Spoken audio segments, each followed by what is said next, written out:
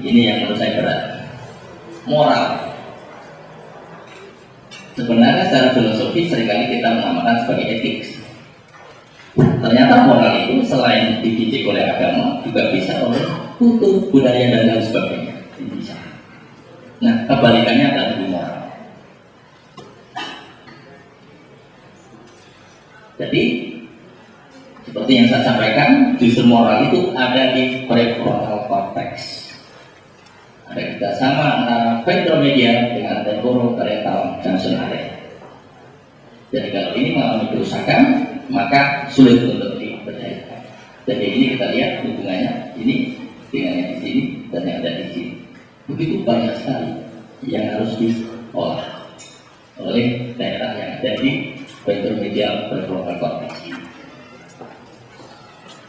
Nah, Bapak Ibu sekalian, kalau kita berbicara tentang moral, itu ada dua makna, deskriptif atau normatif. Tetapi hari ini mungkin yang dimaksud oleh panitia adalah dari sisi normatif, yaitu untuk menyatakan baik atau buruk. Kalau yang di atas, yang deskriptif itu hanya sebagai bahan pertimbangan. Tapi yang di bawah itu menentukan. Jadi ini kita nanti ada di sekitar ini. Nah, Bapak sekalian, otak yang sehat itu akan membuat persepsi kita terhadap apapun itu positif. Dengan bahasa yang lebih arif, kita bisa mengambil hikmah. Contoh, Jakarta banjir lumpuh.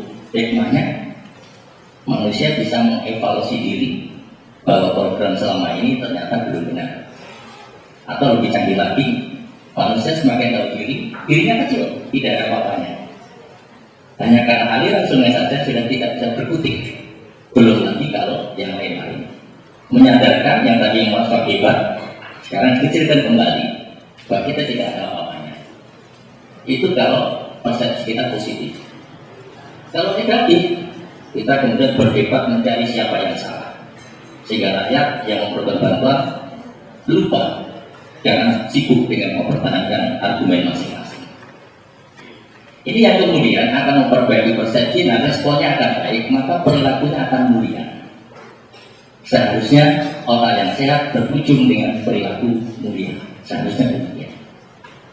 Tetapi nanti kita mengetahui bahwa ternyata yang seharusnya itu tidak selalu terjadi. Bapak Ibu sekalian, bagaimana moralitas terapi sel punca? Saat ini dunia sedang gemar sel punca. Seolah-olah sel punca itu segalanya. Yang konvensional tidak bisa, dengan sel punca bisa. Tapi nanti kita tahu masih ada keterbatasan. Pertimbangan moralitas terapi sel punca tentunya tidak lepas dari pertama cara memproses sel punca itu sendiri, dan yang kedua cara menggunakan untuk terapi dengan memperhatikan ketujuh ini. Risikonya, asas manfaat, keamanan, asas keadilan, informasi tindakan mediknya, persetujuan tindakan medik, dan kerahasiaan penderita. Saya kira ini semua harus dipertimbangkan. Nanti lebih detail khusus untuk proses ini akan dibicarakan oleh pembicara yang kedua. Dokter Yuda tadi sudah saya lihat. Mungkin lebih naikkan Pramet ya, Pramet. Ya. Sel punca ini. Jadi sel punca adalah sel yang mampu melakukan regenerasi sendiri dan bisa berdiferensiasi menjadi sel yang dewasa. Di bidang kedokteran kita pernah mengenal terminologi metaplasi, yaitu sel dewasa yang kemudian berubah menjadi sel dewasa lain. Dulu itu yang kita yakini. Belakangan kita tahu bahwa ternyata tidak begitu. Sebenarnya yang berubah menjadi sel dewasa lain itu bukan sel yang dewasa, tetapi sel puncanya. Dan sekarang penelitian sudah mulai menguat bahwa sel kanker juga punya sel punca. Inilah yang membuat kita harus hati-hati. Mengobati sel kanker itu tidak boleh penuh dengan nafsu untuk mematikan. Sebab dimatikan kayak apapun, sel punca itu akan beradaptasi dan pasti ada yang mereka tahan dengan pembunuhan itu. Tetapi kerusakan sel normalnya lebih banyak karena bernafsu. Tetapi kalau kita mengobati sel kanker, sekedarnya, lalu kemudian kita menjinakkan, maka ternyata mereka yang bisa menerima penderitaan kanker sebagai sesuatu kasih sayang Allah pada hambanya, kemudian lebih nyaman. Jadi hidup berdamai dengan sel kanker itu dimungkinkan. Jadi sel punca itu bisa embrional dan bisa ada stem cell yang sekarang menjadi perdebatan dunia, boleh nggak embrional? Indonesia termasuk yang tidak membolehkan, tapi di tempat lain ada yang membolehkan. Mengapa? Karena embrional sel punca ini sebenarnya kalau diambil akan merusak hasil pembuahan. Ini tadi sudah disebutkan bisa dari umbilical cord, tetapi belakangan bisa dari sel lemak dan lain sebagainya. Ini masih berkembang terus. Nah, yang kita sekarang masih belum bisa bedakan dengan baik, tapi lama-kelamaan sudah mulai bisa, bahwa ada stem cell dengan progenital stem cell. Ini ada perbedaan. Salah satu teori dari Papa yang kemudian dikoreksi oleh disertasi dari Indonesia adalah bahwa berpendapat sel dewasa itu mundur diprogram kembali. Tapi ternyata dibuktikan itu dari progenitor, jadi bukan dari sel yang dewasa. Yang waktu itu progenitor dan dewasa belum bisa dipisah, sekarang sudah bisa. Inilah yang akan diambil. Jadi kalau ini diambil, tentunya ini akan merusak hasil pembuahan. Oleh karena itu kemudian dilarang. Bapak sekalian, sekarang yang sudah mulai harus kita pikirkan bahwa ternyata sel punca itu mereka bisa tumbuh kalau lingkungannya kondusif. Dr. Pandu bisa eksis di Jakarta. Itu pun tidak mendadak. Tentu ada tahapan. Sebelum lepas dari Solo, sudah ke tempat lain yang mendekati suasana Jakarta. Jadi ada proses adaptasi. Tapi kalau mendadak belum tentu terasa. Apalagi pesawatnya gampang, mesti kurang. Jadi lingkungan ini menentukan lingkungan mikro itu. Nah sekarang menjadi pertanyaan, kalau orang itu sakit, apakah lingkungan mikronya itu sama dengan kita waktu sehat? Ternyata tidak. Jadi kalau orang itu sakit dan diganti begitu saja, tanpa memikirkan lingkungan mikronya, maka angka kegagalannya akan tinggi. Dan sekarang kita mulai berpikir bahwa ternyata otak sel itu punya peran untuk memperbaiki lingkungan mikro. Jadi kalau orang terkena PJK, mindsetnya adalah menuju ke arah PJK dan ini tidak diubah.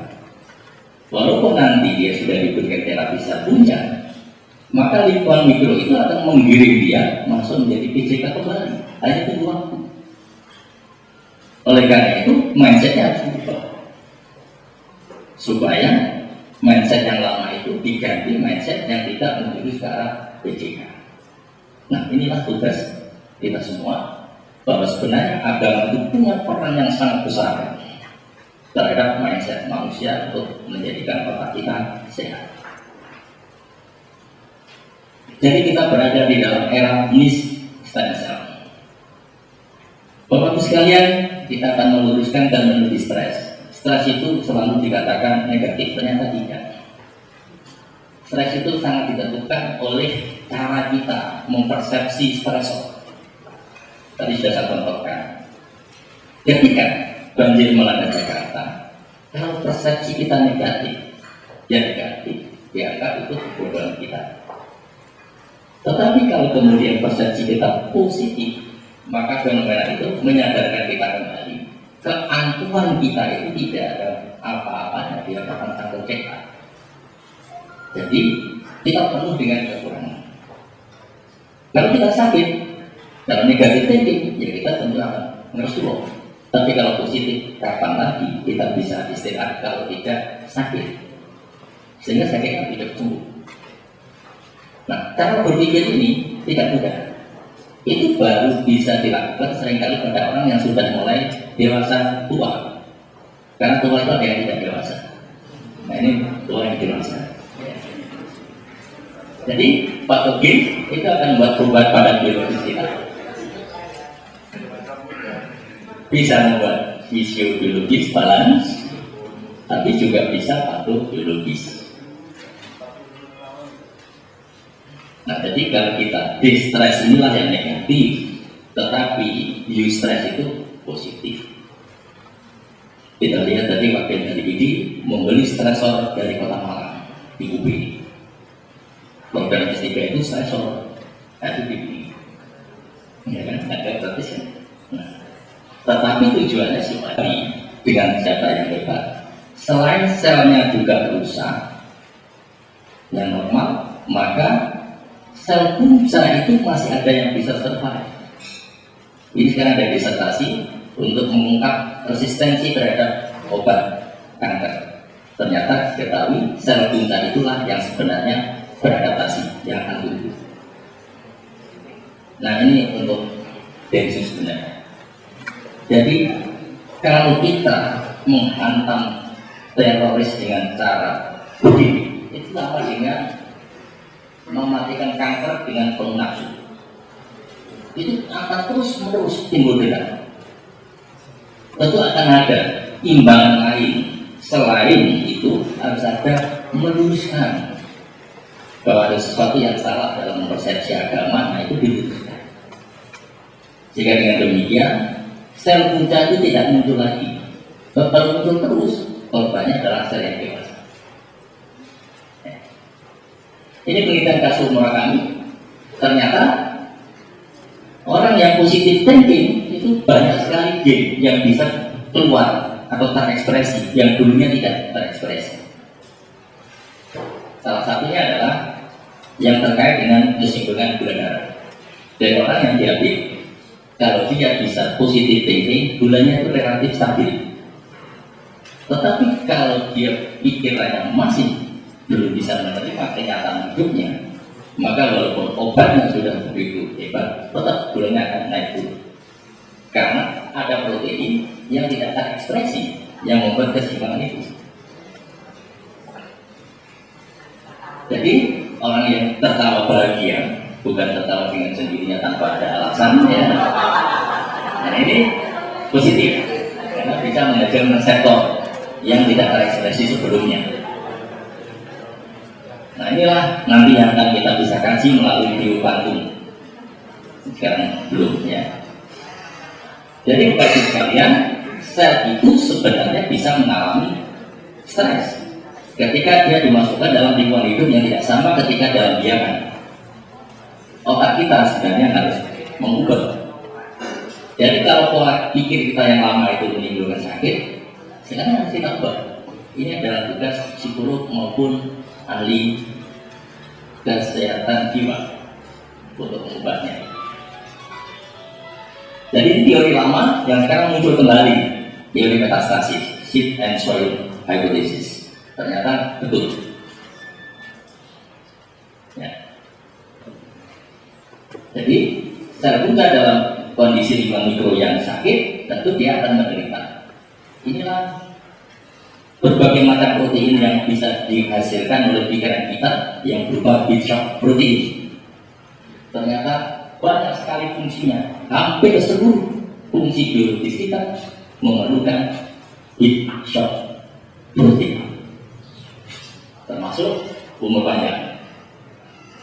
Jadi memanjangkan umur. Karena Allah itu sendiri takdirnya adalah kita ini terbaik. Tetapi kalau nasibnya buruk, itu bukan salah Allah, tapi salah kita, ikhtiar kita yang keliru. Ya. Nah, ini rahasia kita ambil dari ketua KONI, kita modifikasi. Di antaranya adalah selalu ingat Tuhannya, sulit marah, mudah memaafkan, tinggi budi, rendah hati. Ini hal yang sangat sulit. Semuanya emosi yang harus kita lakukan, yang harus kita taklukkan. Bagaimana kita dimarahi oleh pembantu rumah tangga, matur nuwun Bu, nanti boleh kita gaji rumah tangga. Karena kamu sudah meluruskan perbuatan saya yang salah. Tidak akan terjadi kalau kita betul-betul tidak latihan dari awal.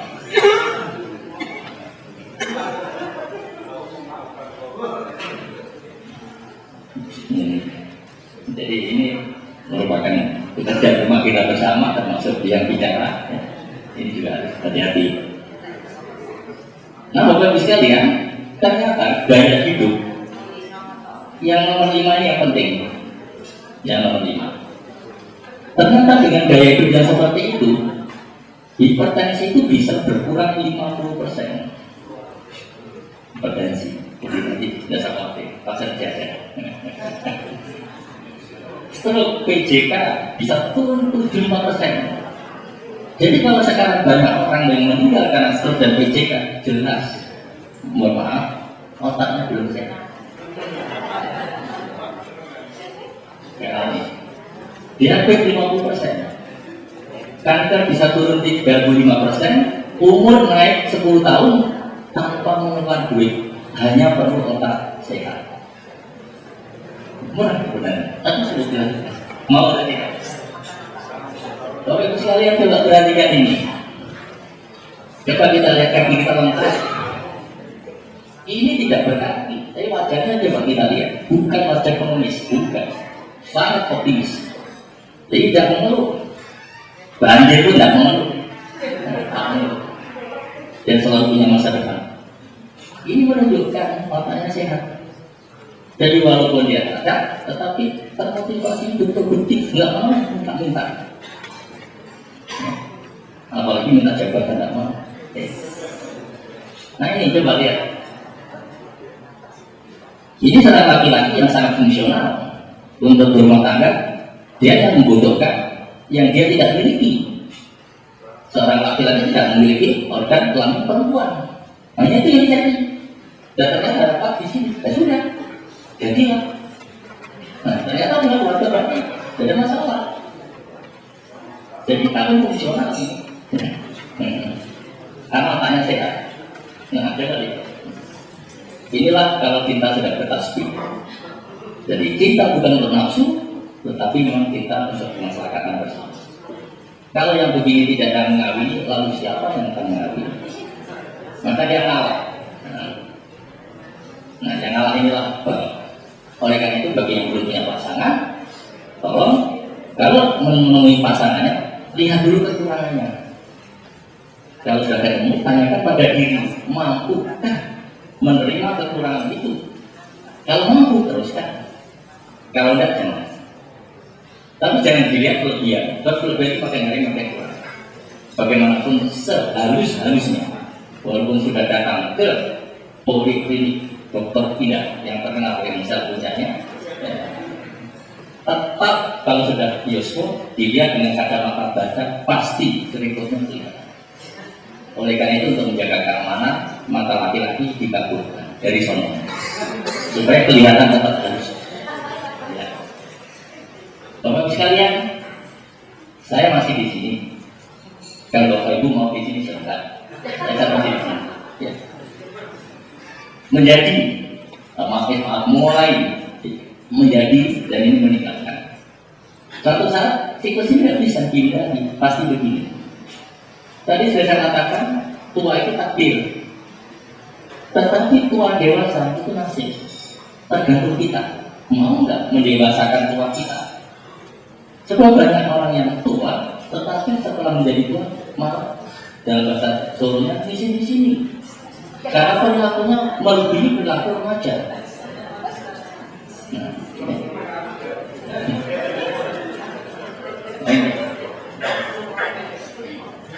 Jadi menurut penelitian Profesor Huang yang mempelajari kebakaran pencegahan, ternyata umur kita itu bisa 5-7 kali umur masa pertumbuhan, yaitu kira-kira 100 sampai 175.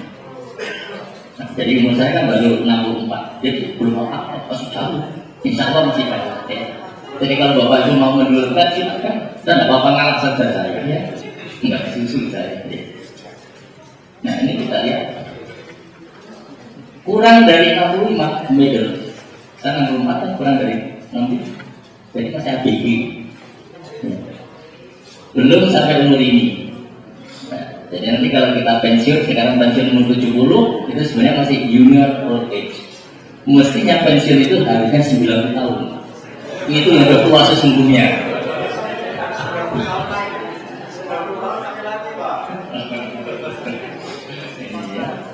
Nah kalau umur kita 90 sampai 120 maka ada tambahan, ada bonus. Ada bonus. Ya. Mungkinkah kita umurnya sampai sekian? Mungkinkah? Kalau umur kita 70 sehat, tidak ada yang penyakit berat, insya Allah umur kita bisa banyak. Saya masih berusaha 6 tahun lagi, mudah-mudahan tetap sehat.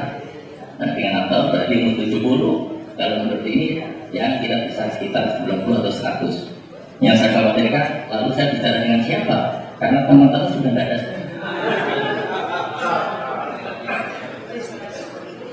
Nah ini,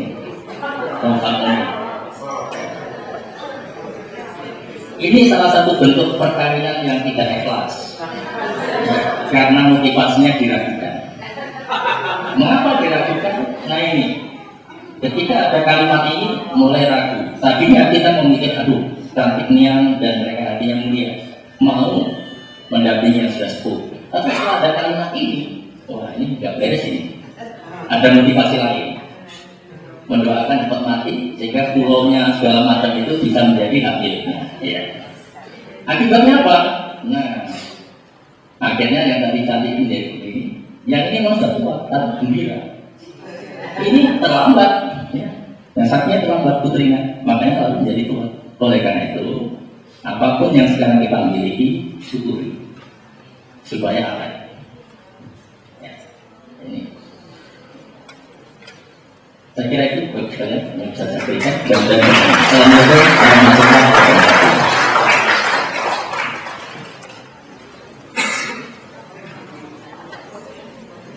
untuk para hadirin, kalau ada pertanyaan mohon disimpan dulu, nanti kita akan lanjutkan pada sesi diskusi.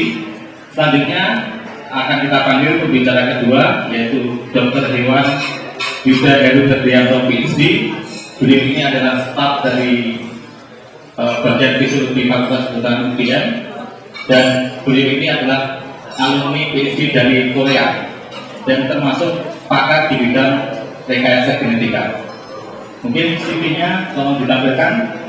Dan yang terkenal dari Dr. Heru ini adalah karya beliau yang telah membuat anjing bisa menyala. Ya, nanti misalnya, atau mungkin binatang lain juga bisa menyala. Ya, nanti kalau Bapak Ibu berminat, nanti bisa pesan dengan Dr. Yuda. Untuk waktu dan tempat, kami persilakan pada Dr. Hewan Yuda yang untuk menyampaikan materinya. Waktunya 45 menit. Silakan.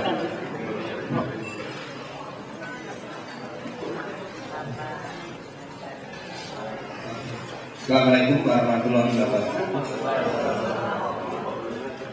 Ini saya, karena saya dokter Iwan, saya bicaranya adalah stem cell pada hewan dan aplikasi. Jadi mungkin dia mengambil ranah yang tidak ya. Ya, kita juga punya sifat kehewanan, jadi harap itu agak dikurangi. Nah, ini kita bicara stem cell karena kita tidak bisa lepas antara kedokteran umum dengan kedokteran ini. Karena suatu obat itu tidak akan bisa diaplikasikan kalau belum ada hewan yang dicoba. Dan habis semua sekarang juga kita sebutkan publikasi stem cell itu kebanyakan adalah pada hewan coba. Walaupun ada juga yang sudah diaplikasikan ke pasien. Nah, kalau tadi Prof. menyebutkan bahwa ada embryonik dan ada stem cell. Dan Indonesia ini agak lucu. Karena apa? Menggunakan atau belum membolehkan embryonik stem cell. Mungkin karena para dokter pada waktu dijabat jadi dokter, sumpahnya akan melindungi dari sejak terjadinya pembuahan. Jadi kalau itu tidak berani melanggar sumpah, karena kalau bermain dengan embryonik stem cell maka akan melanggar sumpah. Mungkin begitu, jadi itu Yunani dulu. Nah, ternyata sampai sekarang masih tetap karena aturannya dari pemerintah seperti itu. Nah, padahal kalau fungsinya akan sangat banyak kalau kita berbicara tentang embryonik stem cell, karena itu adalah cikal bakal dari kehidupan yang ada pada manusia atau ini. Nah ini konsepnya mungkin tadi Prof Taat juga. Jadi undifferentiated, jadi stem cell itu kalau mungkin dulu kita kenalnya adalah memory cell. Jadi yang dikenal adalah memory cell, jadi sel yang bisa menjadi berbagai macam tipe sel. Tapi dia juga bisa memperbanyak ini. Sehingga setiap organ itu pasti punya memory cell. Hanya konsentrasinya atau jumlahnya yang terbatas atau juga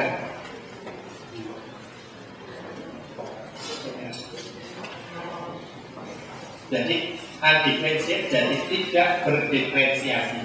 Sehingga sel ini mempunyai kemampuan untuk berdiferensiasi menjadi berbagai macam tipe sel. Kemudian ini bisa berkembang, membelah, kemudian dia memperbarui diri sendiri, jadi memperbanyak diri sendiri. Mungkin tadi sudah disebutkan oleh Prof. Taat.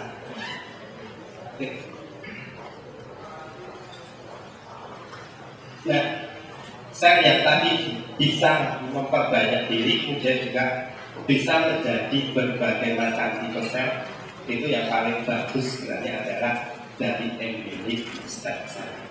Karena kalau kita dari dulu ada embryologi, ada totipotent, pluripotent, dan multipotent sama unipotent. Nah kalau pluripotent ini sel bisa menjadi berbagai macam tipe sel, sampai ke sel yang untuk reproduksi. Nah ini adalah pluripotent dan itu hanya dipunyai oleh sel yang berasal dari inner cell mass. Nah inner cell mass itu adalah dari blastocyst atau embrio umur 5 sampai 6 hari. Dan ini sudah banyak dibuktikan dari berbagai negara, bahkan yang muslim itu sudah memakai itu. Dan sejak tahun 2006 Iran sudah menghalalkan penggunaan embryonic stem cell untuk pengobatan. Bahkan ada yang sudah 25 tahun lumpuh sudah mulai belajar naik sepeda, bukan jalan kaki, tapi sudah berjalan atau belajar naik sepeda. Nah ini adalah sel terapi. Kalau kita bicara masalah sel terapi akan pusing, tetapi kalau kita lebih enak, sel terapi ini adalah membuat spare part tubuh manusia. Jadi kita enak ngomongnya, karena apa? Kita semua punya kendaraan. Mesti kalau ada sesuatu yang rusak, tinggal beli spare partnya. Dan spare partnya diganti seperti itu. Dan sama dengan tubuh sel kita sendiri. Kalau kita aging, kenapa? Karena spare partnya tidak mencukupi dari yang rusak. Nah, sehingga kalau dengan stem cell diberi tambahan baru, maka akan memperbaiki yang lain. Nah ini seperti itu. Tetapi juga tadi seperti diutarakan oleh Prof. Taat, juga microenvironment ini juga berperan penting. Karena begitu kita berikan stem cell, itu mungkin akan berlahan lama, tapi kalau lingkungannya diperbaiki dulu, itu juga akan membuat hasil yang sangat baik. Itu adalah sel terapi, dan sel ini karena tadi spare bisa dipakai menjadi obat. Kalau kita bisa sebut obat, atau kalau di motor ya pengganti sel-sel yang rusak, baik itu sel apa saja. Itu jadi ini adalah seperti sampai adanya sexual dysfunction, dan ini yang embryonic stem cell itu baru sekali kesana. Karena kalau yang ada agak sedikit berkurang, karena apa? Istilahnya dari runutan perkembangannya itu lebih dulu perkembangan seksual dulu, baru kemudian yang sexual atau selanjutnya. Nah ini adalah contoh bahwa human atau juga hewan stem cell itu hampir sama. Ada yang embryonik, kemudian ada fetal, ada infant, kemudian juga ada adult. Jadi kalau yang embryonik ini dari blastocyst, kemudian juga ada embryonic germ cell atau sel kelamin. Dan ini bisa kita dapatkan kalau yang embryonic stem cell dari inner cell mass itu dari 5 sampai 7 hari.